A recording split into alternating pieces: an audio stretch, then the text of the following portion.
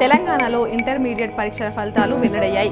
ఇవాళ బుధవారం ఉదయం 11 గంటలకు నాంపల్లిలోని ఇంటర్మీడియట్ బోర్డు కార్యాలయంలో విద్యాశాఖ ముఖ్య కార్యదర్శి బుర్ర వెంకటేశం, బోర్డు కార్యదర్శి శృతి ఓజా ఇంటర్ ఫలితాలను వెల్లడించారు.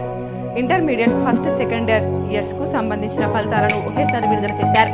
ఫస్ట్ ఇయర్ లో 60.01%, సెకండ్ ఇయర్ లో 64.19% మంది విద్యార్థులు ఉత్తీర్ణత సాధించారు.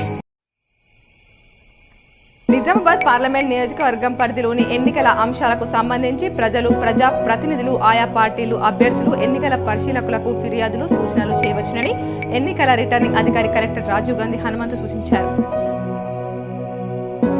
జిల్లా యువజన కాంగ్రెస్ అధ్యక్షులు విక్కీ యాదవ్ అధ్యక్షతన ఈరోజు కాంగ్రెస్ భవన్లో యువజన కాంగ్రెస్ జిల్లా కార్యవర్గ సమావేశం నిర్వహించడం జరిగింది.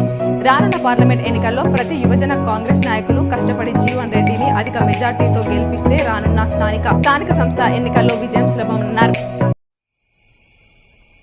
ఏప్రిల్ 25 నుంచి మే 8 వరకు జిల్లాలోని ఓటర్లకు బూత్ లెవెల్ అధికారులు ఇంటింటికి వెళ్లి ఓటర్ స్లిప్పులు పంపిణీ చేస్తారని జిల్లా కలెక్టర్ జితేష్ పాటిల్ అన్నారు.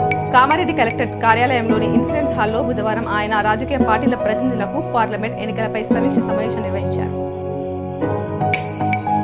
జక్రన్పల్లి మండల కేంద్రంలో శ్రీ ఆదినాథ స్వామి బ్రహ్మోత్సవాలు నేటితో ముగింపు కొనసాగుతున్నట్లు ఆచార్యులు శశికాంత్ ఆచార్యులు తెలపడం జరిగింది.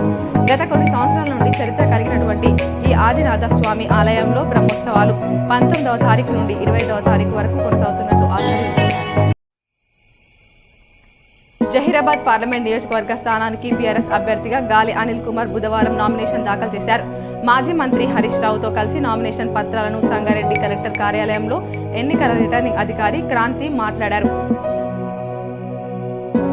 పార్లమెంట్ ఎన్నికల సందర్భంగా జిల్లా కేంద్రానికి చేరుకున్న నిజామాబాద్ లోక్సభ నియోజకవర్గ సాధారణ ఎన్నికల పరిశీలకులు ఎలీస్ వజర్ను కలెక్టర్, ఎన్నికల రిటర్నింగ్ అధికారి రాజీవ్ గాంధీ హనుమంతు